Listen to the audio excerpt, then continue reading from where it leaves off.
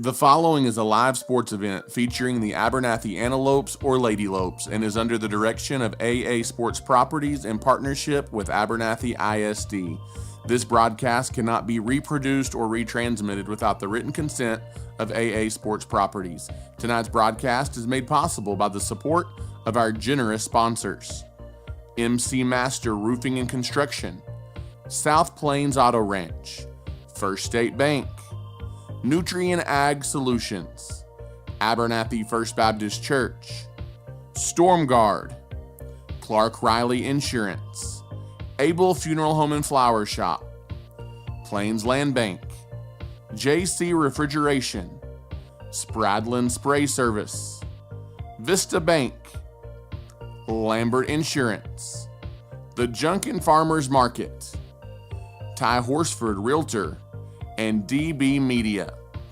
Buckle up and enjoy all of the exciting action with the Abernathy Antelopes and Lady Lopes.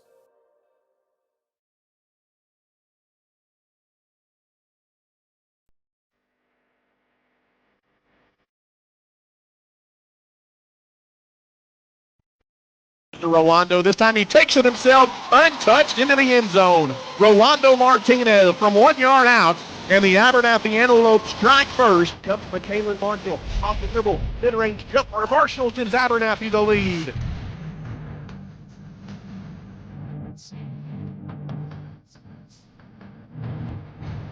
Now he hands it to Rolando. Burst of speed up the middle. Dagger! Touchdown! Superman! Now, second, stolen away in the corner. Flores. It's good! Flores the steal! And the three-pointer! As time runs down. Flag comes in. The punt is blocked. And it's going to be an animal touchdown! Barring the penalty. This is Cash Garcia who blocked it, scooped it, and scored it. But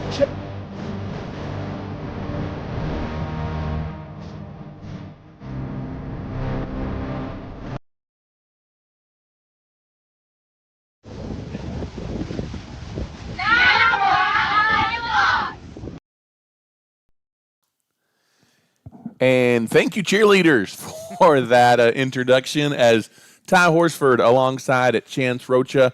Outside the Box, episode number 6 is live and in charge here as we're coming to you on this Wednesday night. 8:30 is normal, and Chance, good to be back with you, and we've got another W to talk about on the football field. For sure, Ty. Good to have you back. Good for you to be back. I'm not flying solo anymore, so I know you had some fun stuff going. Y'all did some school board stuff there in San Antonio, and from me and I'm sure from the rest of the school, we appreciate everything the school board does for us. So I know you hated to miss, and it was tough without you, but we survived. Hey, you got the job done. You got a win in the win column, and I'll tell you what, it was a pretty funny scene because a few different school board members and we were at the Hyatt Regency on the Riverwalk in San Antonio. And there was this TV in the corner, like showing Pocahontas or something. And we had our phones out trying to connect it to, we were trying to pull up the game, but we all just ended up sitting there in the lobby and watching on our phones. But exciting times nonetheless as Abernathy got the big homecoming victory 34-14 over the Friona Chieftains. Friona dropped to 0-5 on the season. Abernathy with their third straight win, 3-2 Chance. And it's kind of become the tell of the tape, a very fast start for the Antelopes as you have Abernathy jump out to a 21-0 lead over the first couple of quarters. They were pitching the shutout at halftime. Right off the bat in the second half, you kind of give up a little momentum to Friona. They score a touchdown. They get back in it a little bit. But then I think, unlike what you've not been able to do early on in the second half in the past couple of weeks, you immediately responded and kind of kept that lead and kept Friona at bay. Yeah, for sure. And, they did – what I like to see is the fact that we didn't get that lull. Before the past few games, it's kind of happened over a whole quarter where you're just kind of like, okay, where's that team from the beginning that started off hot? This one was like, hey, they hit us back. Okay, we're going to answer. And that's what we did. They scored, we scored back, and then we kind of let them get a couple more plays and score, and then we answered right back. So really you give up some points, but you still kind of maintain that 20-point lead and continue to get the victory. So it was more of a complete game overall. Not a lot of mishaps, not a lot of mistakes outside of them just gashing you for a couple yards. Nothing major, nothing big. No 60 or 70 yarders, but some 30 or 40 yard gains. But that's going to happen, especially for a team that they just lined up and ran. Yeah. I mean, I think they attempted maybe 4 or 5 passes and completed 1. Yeah. So your defense is going to get tired, especially up front, when there's just a lot of running happening like that. So. Yeah, for sure. And lots of numbers, lots of individual performances to talk about in this one. Rolando Martinez, he had a Rolando Martinez type day. 21 carries, 201 yards, 4 touchdowns. He had all 3 touchdowns in the first half of the ball game. Just a dominant performance. He really set the tone early on in that ball game. And then Chance just continued to be impressed with the sophomore quarterback, Jagger Wiley. Playing within himself pretty well, I think. 14 of 20, 205 yards, a touchdown. He did throw 1 interception, kind of on a busted play, but he just continues to improve. He continues to improve, and he's continuing to make smart decisions with the football. And that's something you can't ask for anything else from any quarterback, much less, a younger quarterback only in his 5th start of the season on varsity or in his career. And so he just tried to make something happen on a unique play where he kind of got rushed out of the pocket.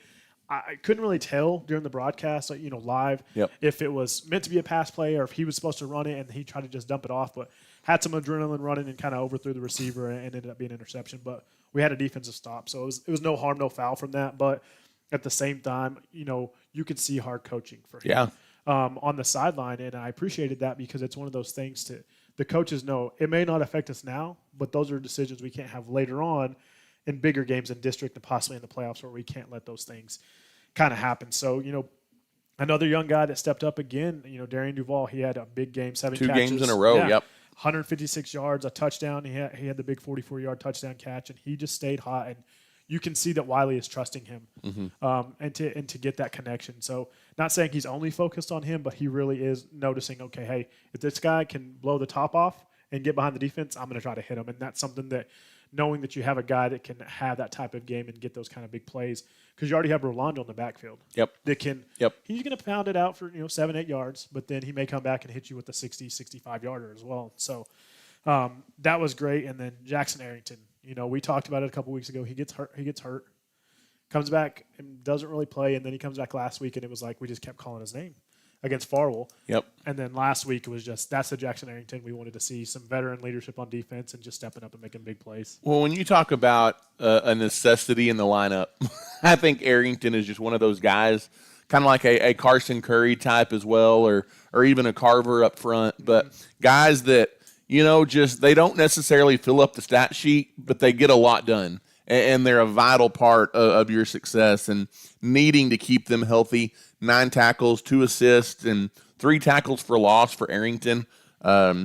Just got it done on defense. I will say, not an overall dominant performance by your defense. You do give up 361 yards on the ground, only 26 passing yards. But like you said, that was, I think, on 1 completion.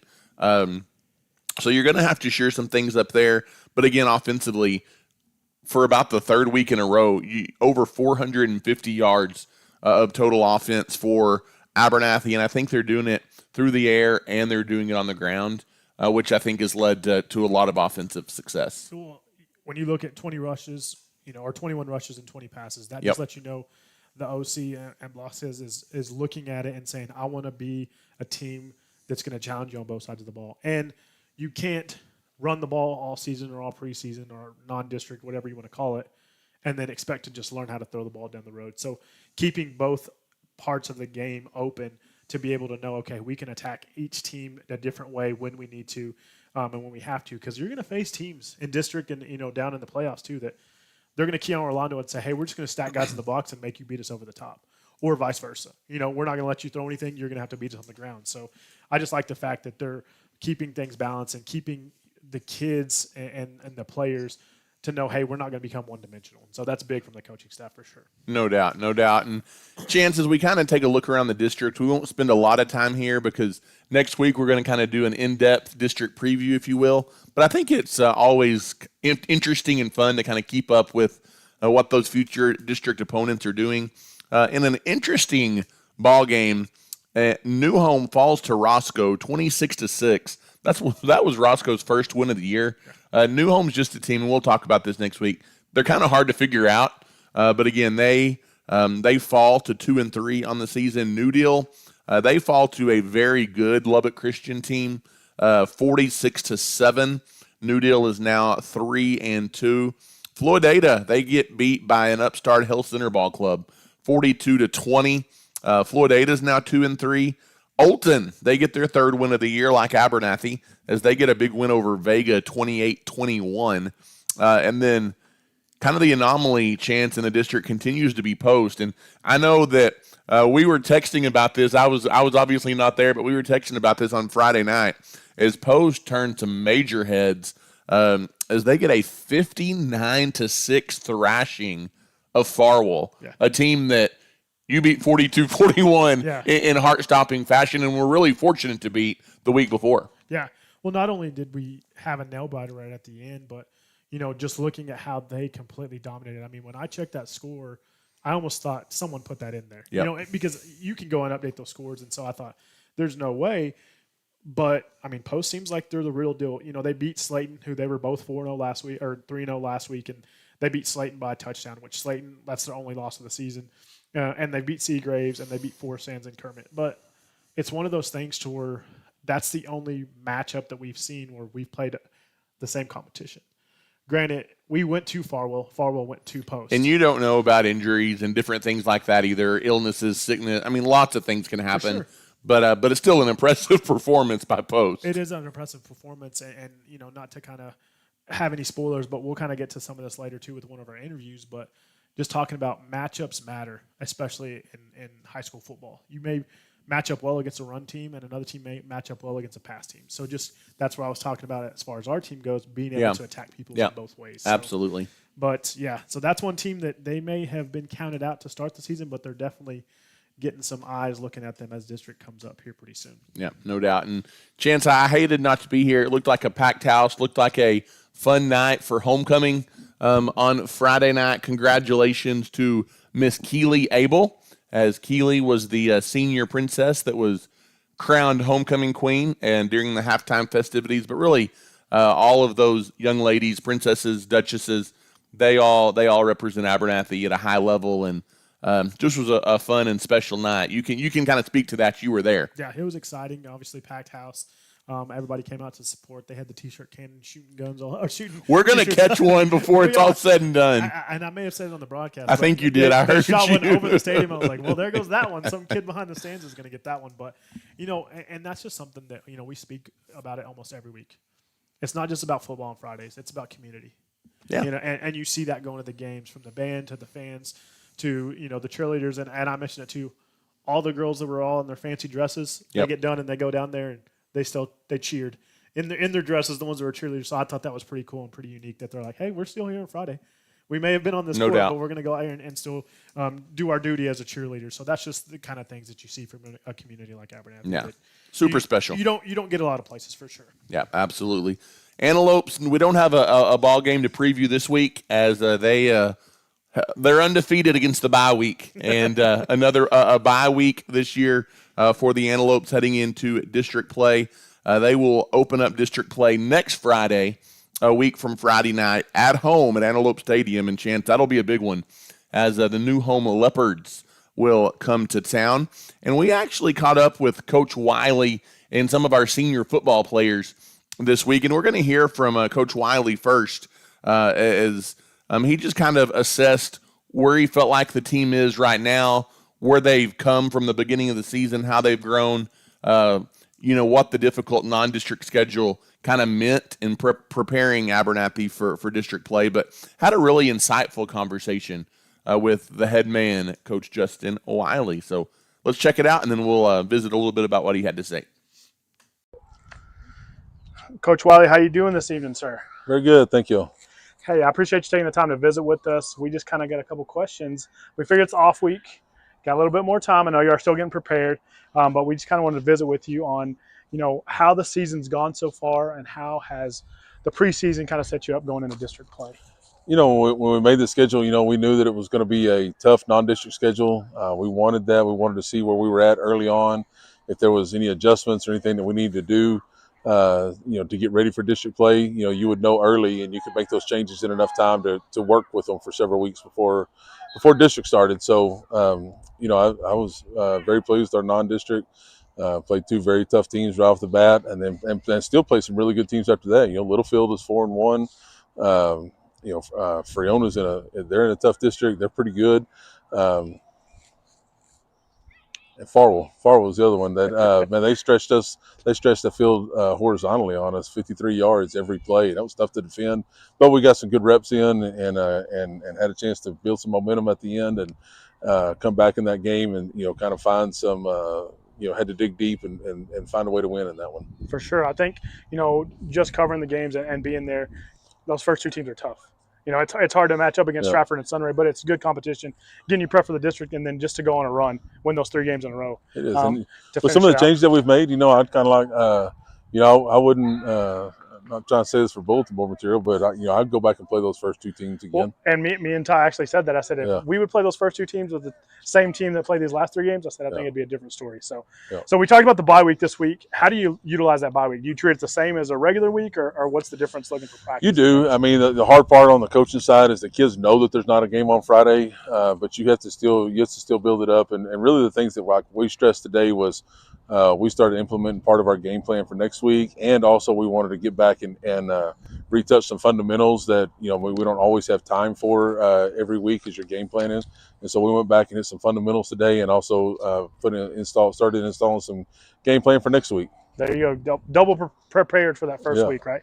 So new district, moving down a class, but I don't think that's going to be a competition drop. I think it's going to be a pretty tough district. How do y'all feel going into this new look district in the 2A Division I? Yes, I tell you, there's not a lot of difference in the football being played between 2A Division I and 3A Division II. Very tough, solid teams, and really some great programs. And I've been up here long enough, 8 years now, that I know most of the coaches in the area, and some of those guys have been there, a long time. Matt Hill over at New Deal and Ross Lassiter over at Olton. Coach Wright that's at Post, he was there before and has come back and he does a great job. Coach Compton over at Floyd Data, his guys will always be prepared. And then New Home, Coach Ward has been there for the last several years. I actually coached against Coach Ward when I was the head coach at Ballinger, and he was the offense coordinator down at Winters. So we used to have some battles down there. So, I kind of know all these guys, and they run great programs, and they got hardworking kids like we do.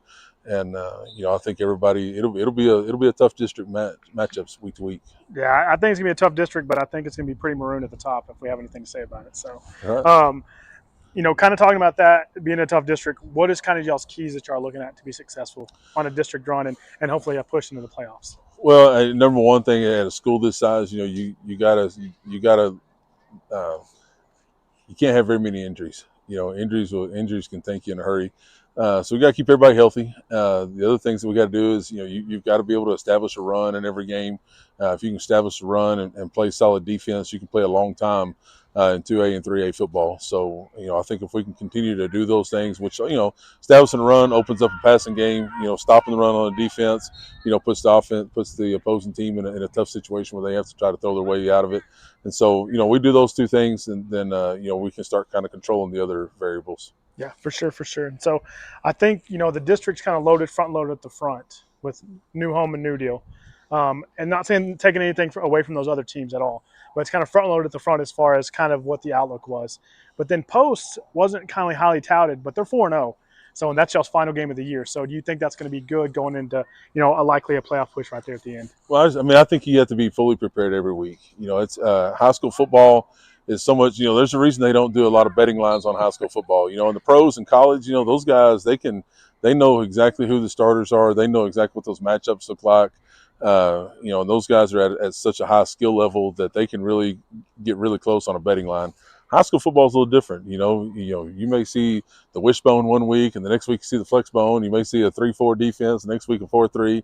There's just so much variation in what we do in high school, and then the matchups, week to week can change. And so you got to be fully prepared every week, and every week's got to you got to go in like it's the district championship game, and everything's on the line. And if you can prepare that way week in and week out, then you can be successful. Well, that's exciting. I appreciate you taking the time, Wiley. I think we're excited for the upcoming district schedule, and like I said, I hope it's definitely more maroon at the top at the end of the season. I'll agree with you. And welcome back to Outside the Box. As super thankful to Coach Wiley for standing with us there and visiting with us for a few minutes. Always, I tell you what, Coach Wiley, he always, anything we ask for, anything we need, he's always quick to help us out. And just an insightful conversation with Coach Wiley, I think, a chance. And one of the things that jumped out to me about what he said when we were talking about keys to success in district play, I think the obvious one is stay healthy. Yeah. I mean, you're not a deep team. Most teams at the Class 2A level aren't. But I thought it was interesting how he mentioned establishing a consistent run game is a big key to success for this team. I think not only because you can do a lot of things, you can extend games, you can control the pace, you can do all these things, but it also opens up the pass game for you to hit the big play, which has worked really well so far the last 2 or 3 weeks for the Antelopes. Yeah, for sure. It's kind of a yin-yang type deal. Obviously, you talked about not being deep. You already had an injury. Caleb Brown, we don't know if he's going to be back before the end of the year, but I mean that was one of your other running backs that essentially is already out for the season. Then you've had the injuries that you've already had early on, and so I think that's something that, if we can continue to stay healthy and establish the run game, then you're going to win a lot of games when you're going to gash people for 6 or 7 yards a carry. Yep. But again, those things go hand in hand where if you overwork somebody, For sure. do happen. And with linemen and everything too, because pass blocking is a lot different than run blocking. Yep. And that's kind of in the weeds talking, but run blocking, it's a lot of pushing guys over and just running forward. Pass blocking, you're kind of making sure they don't break that line of scrimmage. But so that was something that was very interesting. And then just the fact that he didn't discount the fact that we're just moving down to 2 division. It's every bit as hard. Yeah. And he even mentioned it, there's not much difference between 2A big school and 4A small school. You're going to have some bigger, deeper teams, but the fact is, football's tough, and especially up here in the Panhandle, it's going to be tough. And he knows the programs that we're going to be facing, and he spoke highly of them. And the question that I asked him about, posts kind of sneaking in there at the end, and he was like, every team matters every week. And that's kind of coach speak, but it's also true. And as a head coach, that's the mentality you have to instill in your team, because if you show up to Floyd A chance and you're not ready to play and you lay an egg, you'll get beat. Oh, for sure. And those are the kind of games that when you've just got a 5-game district slate, you can't afford losses like that. Those could be detrimental to your push for the postseason. No, for sure. And I think that's what the fact that he has that mentality, and he is extending that to the players. No weeks off. Don't take anybody for granted, because what's the old saying? Everybody has a plan until they get punched in the mouth. And I think he expects that. Every team, especially with us moving down, they probably have our game marked. Absolutely. They're going to come down here and think that they were 3A last year and that they're the big dogs and they're going to run the district. Hopefully that's what we do, but everybody's eyeing for us. If we can take out Abernathy, then we can beat anybody in the district. Essentially, is probably what especially with us being picked to win district. Yeah. So, Chance, I also loved, and it was not in an arrogant way. It was not in a cocky way, but in a very confident way.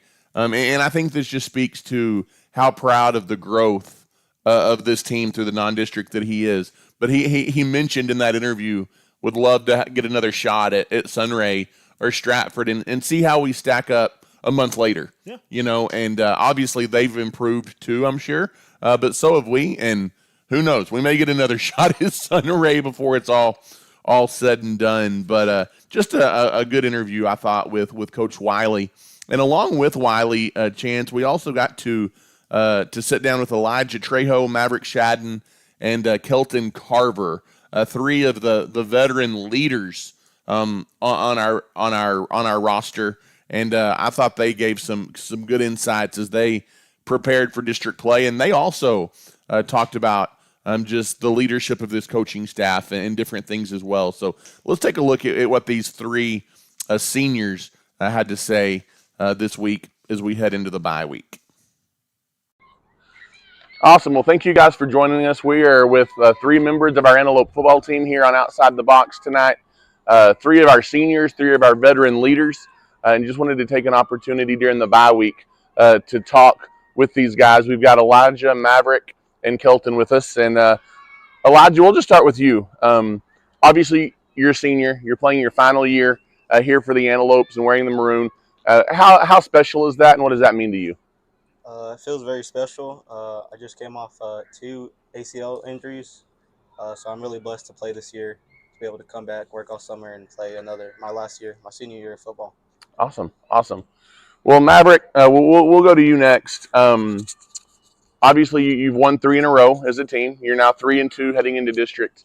You've grown a lot as a team. What do you feel like the strength of this year's Antelope football team is? I think the strengths of our team this year is definitely our coaching staff.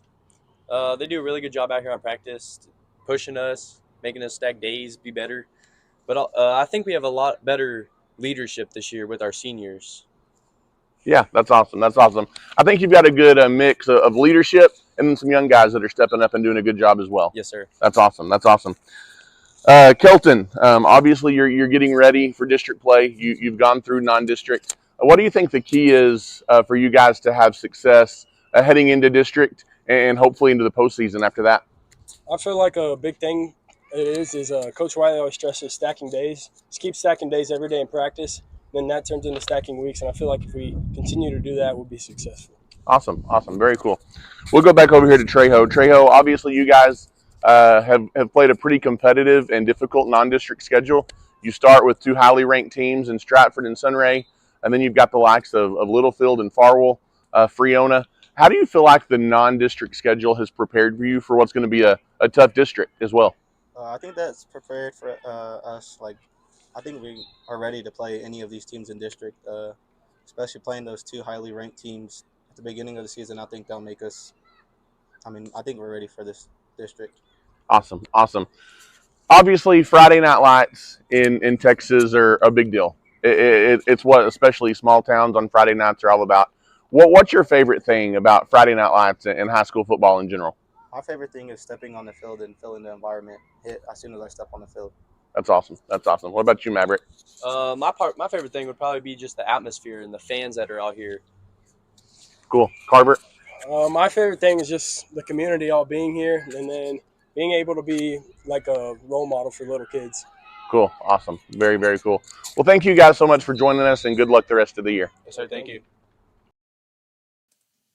And welcome back to Outside the Box. Outside the box. Typically, we're inside the box. Welcome back to Outside the Box. And, thanks to those young men, thanks to Coach Wiley and Ty, just seeing them speak as seniors. And, we're not old guys, Ty. We're not old guys. Let's just make sure. We're kind of old. We're kind of old. But that was us 20 years ago. It's been a minute, that's for sure. So, but just kind of seeing what, they answered all the questions great and just being able to see what intrigued them, and they spoke highly of their coaches, and it was very interesting to hear a lot of them say the community, community and the fans, and that goes back to what we talked about. Abernathy's a special place. The fact that they understand the importance of what Friday Night Lights and the kind of role models that football players can be for a community, and that meant something to them. One of the guys that he mentioned just being healthy, Elijah Trejo, coming off back-to-back ACL injuries, surgeries, and the fact that he's a senior this year, and he's made some big plays. Not only has he been able to stay healthy, but he's made some big plays, especially, to kind of start us off on that winning streak and get us where we needed to be. And so just seeing some of those things, and Maverick Shadden's the same way. He's made some big plays this year. And of course, we know Kelton Carver, he's kind of the cornerstone of that front line. So you couldn't ask for a better group of young men to kind of represent Abernathy as seniors. Yeah, absolutely, absolutely. And just like we talked about at Chance with Coach Wiley, I like, and it feels like it's in the right way. I like the quiet confidence of this group that they seem to have. They feel prepared for district. They think that the tough games that they've played to this point in the season really have kind of prepared them for what lies ahead. And I think they truly believe that they can walk into this district and they've got as good of a shot as anybody. Yeah, for sure. And they not only spoke about coaching, not from just like, hey, we're gonna give a shout out to our coaches, so it makes them look good, but they mentioned direct things that they said, hey, stack days, leads to stacking weeks,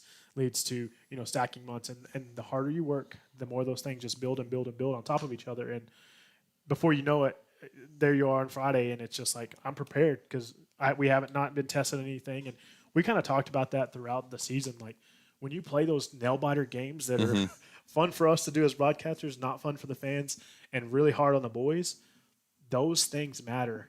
Maybe not this week or next week, but when you're down in the playoffs or when you're down in a big district game and you can say, hey, let's find some grit, let's find some of that adversity that we've already faced.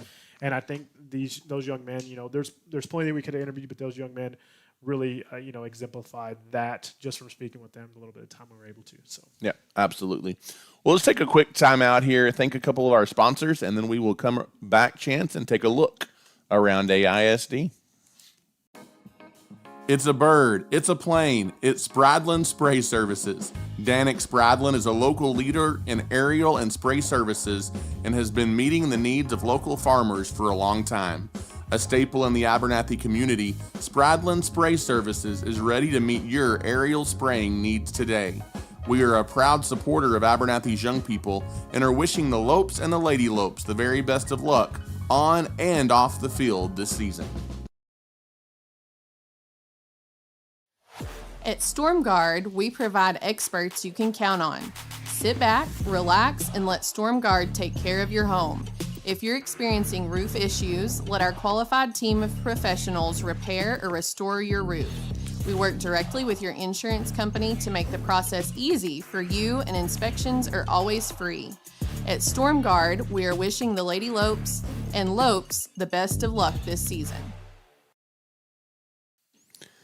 Thanks to Spradlin Spray Services and StormGuard, both locally owned and operated, and all of our great sponsors here on Outside the Box, as well as our broadcasts each and every Friday night, Chance. And as we take a look around Abernathy ISD this week, and the sub-varsity football team, 7th, 8th, and JV, they were all in action against Friona as well.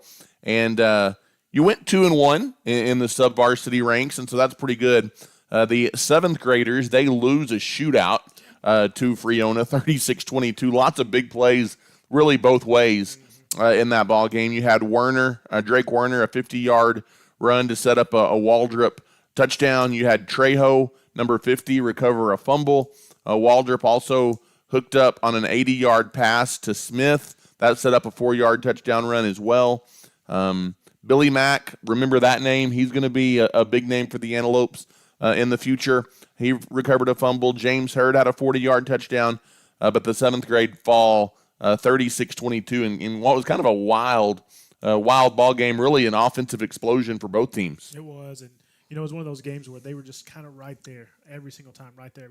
And on Thursdays, like we talk about it, Thursday night lights, they may not be as glitz and glamoury as those Friday night lights, but those young boys, they work hard all week long, and we always want to recognize them and the hard work that they put in, and they fought hard in a tough loss. So, 8th grade, they continued to roll.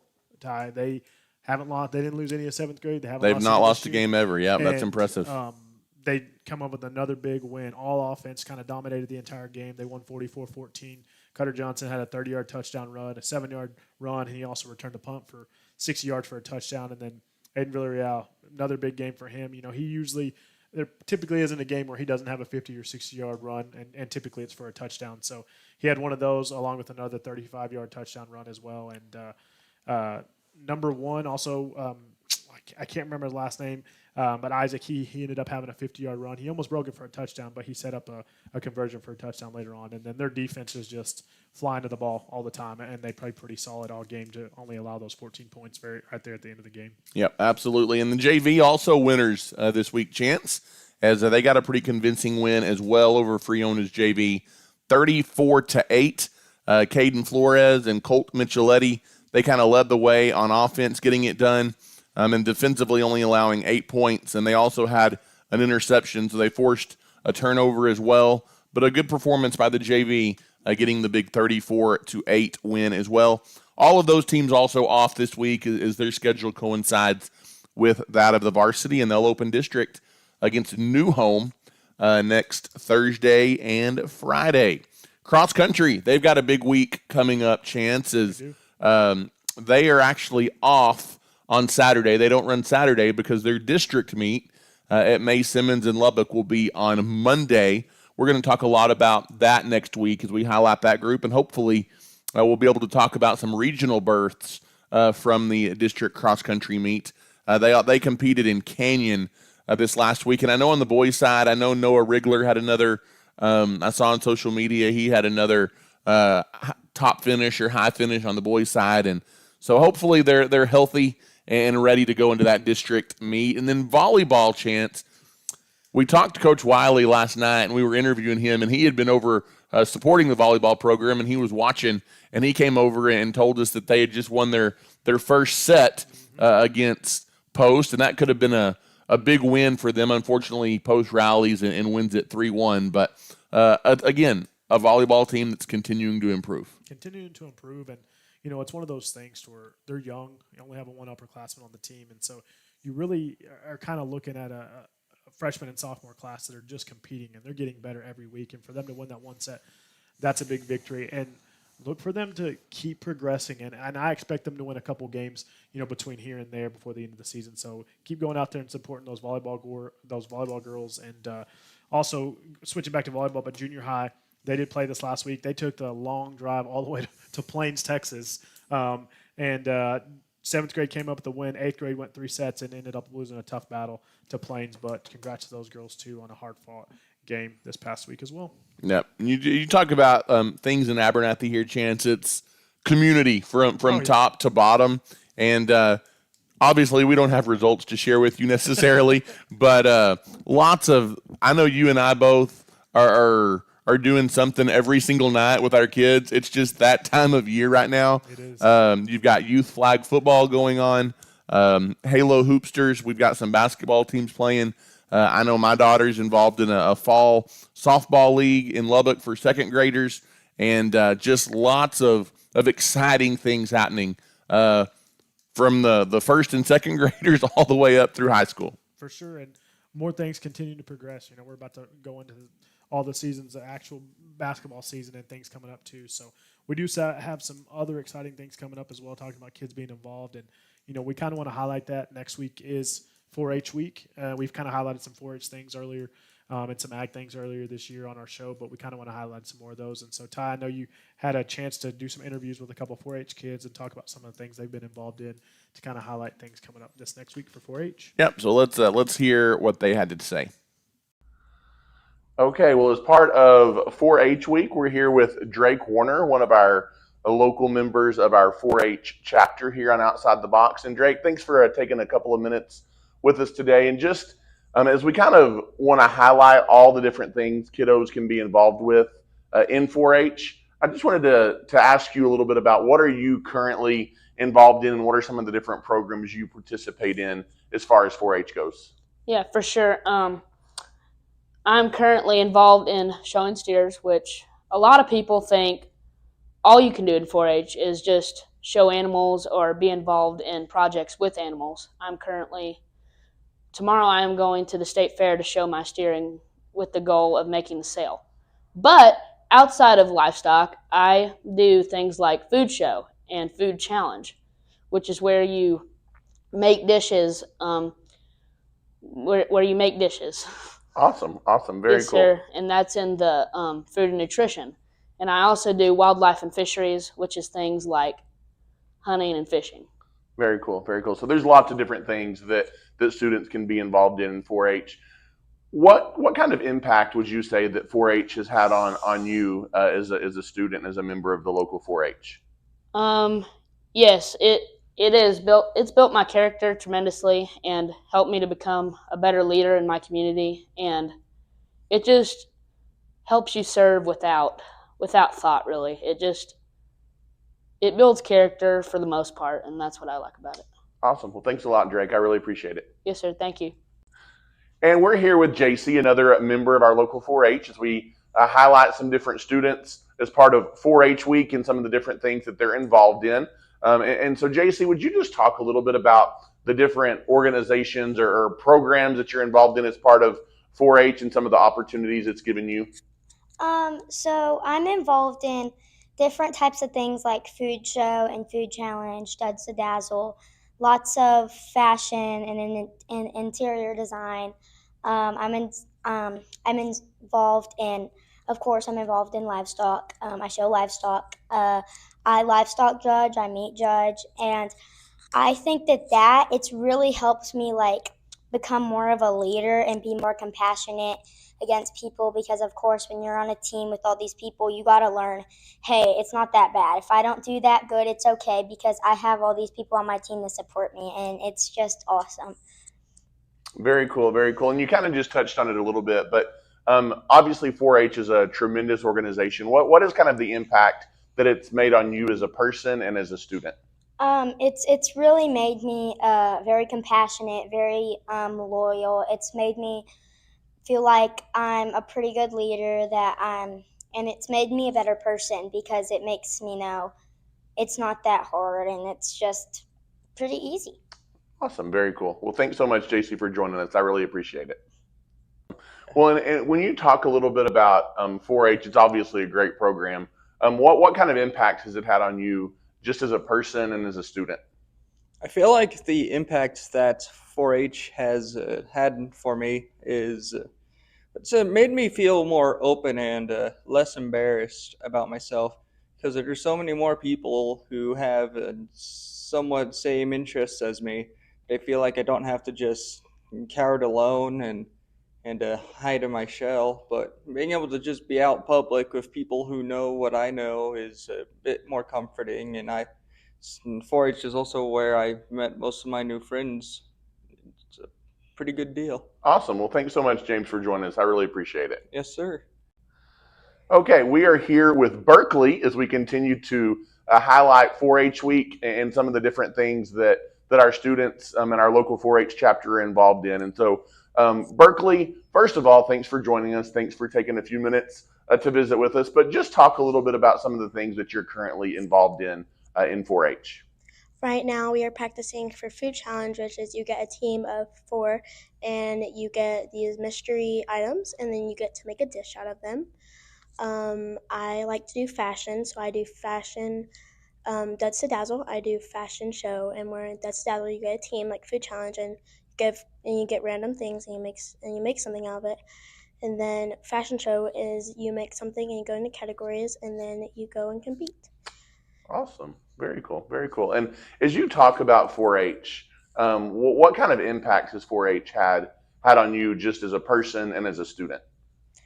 I think as a person, it makes me a better leader and more compassionate about other people, and it really just has helped me be more, have been more affectionate towards other people.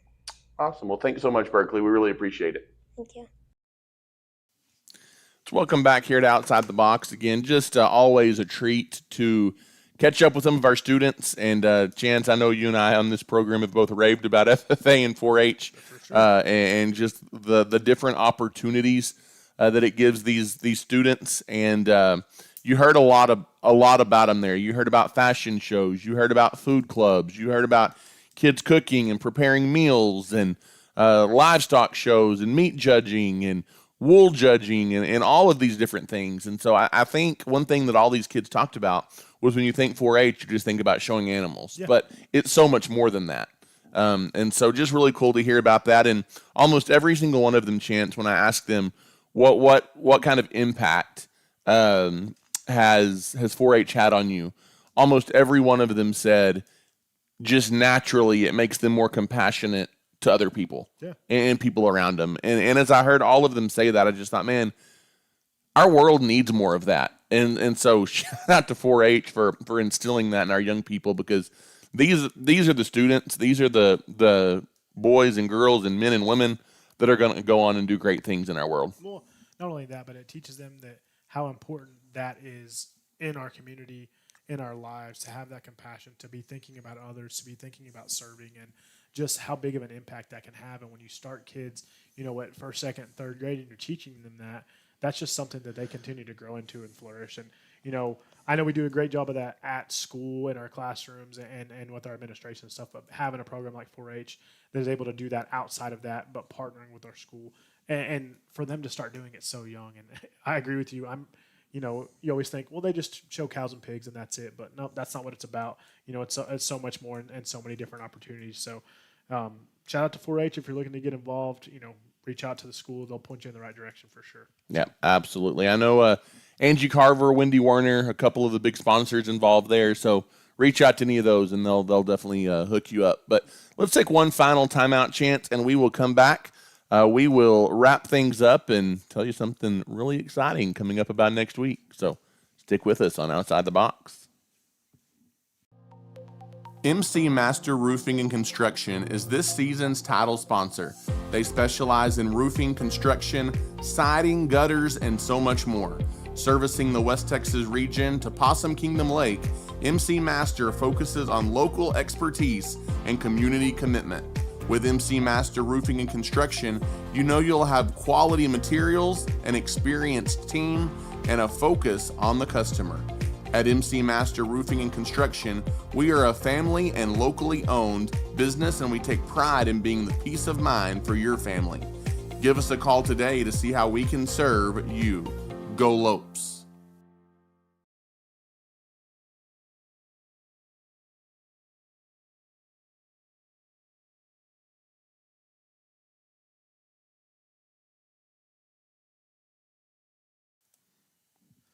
And we're back, Chance. We got carried away talking off air. Oh, man. Sorry about that. We are back on Outside the Box, Chance, and we're going to wrap things up here on this week's program. Next week, we're going to be taking an in-depth look at our new look district on the football side, and we're going to kind of do a full-blown district preview. We're going to talk cross-country results. Again, they have their district meet coming up on Monday, so we'll know those results by then. And Chance, we're going to tell you enough just to make you to tune in next week. We've got a super exciting special guest that's going to join us on the program next week, and I know you and I are both we're really excited about it, but we ain't going to tell you who it is. We're not. You're going to have to tune in next Wednesday, 8:30. I think it's exciting. I think it's going to be someone that the community will be excited about. Ty is just a great guest and a great opportunity to interview somebody that's going to really represent Abernathy well for sure. So, talked about district, cross country, junior high, and high school run next Monday. So shout out to them for going to battle the hill at May Simmons. And then we're going to compare those districts, what it looked like to start the season and what we're going to kind of expect from these teams going into district, and then also preview that new home game and what because they've had 2 weeks. Everybody in our district has had this week off. So you have 2 weeks to prepare for that first district game. And Chance, whether it'll end up being our toughest game in district or not, I have no idea. But the matchup with New Home, I've had circled ever since I knew New Home was in our district, just because you feel like they're going to be a team that's going to kind of be our new rival, if you will. And so just excited about that matchup. It's someone that we've never played really before in football, and so excited to talk about that one. And also, Chance, just want to remind you, viewers out there, if there's things your students or are involved in, or if there's just things in the community that you know about, let us know. We would love to highlight those. That's a big reason we were able to get those 4-H students on our show tonight, is because we had a viewer kind of clue us in about what was going on, and that it was 4-H week. And so please let us know, and we would love to highlight different things in the community or your students. Yeah, for sure. And I think that's one of the passions that we had behind this show. We talked about it earlier on the first few episodes, and we haven't mentioned as much. Like, yes, Friday night football is kind of what's going on right now, but this is more so about the community and about highlighting all the things Abernathy ISD, and just really bringing everything back in full circle and saying, hey, we're one school, one town, one community, and we're all here for the better good, raising these kids up in a great community and just to be in a special place like Abernathy. So Takes the village. It does. Takes the village. We have a pretty good one. I'll tell you one thing I'm going to do before next week is I'm going to straighten this flag behind me. It has bothered me since we took the air tonight. So we're going to have to with our special guest. We got to make sure we look good for that. So. Absolutely. Well, thank you guys so much for tuning in to Outside the Box tonight and every week. And again, we will be back next Wednesday, 8:30 p.m. And I promise you're going to want to be here for that one. We'll say good night. God bless. And go Lopes.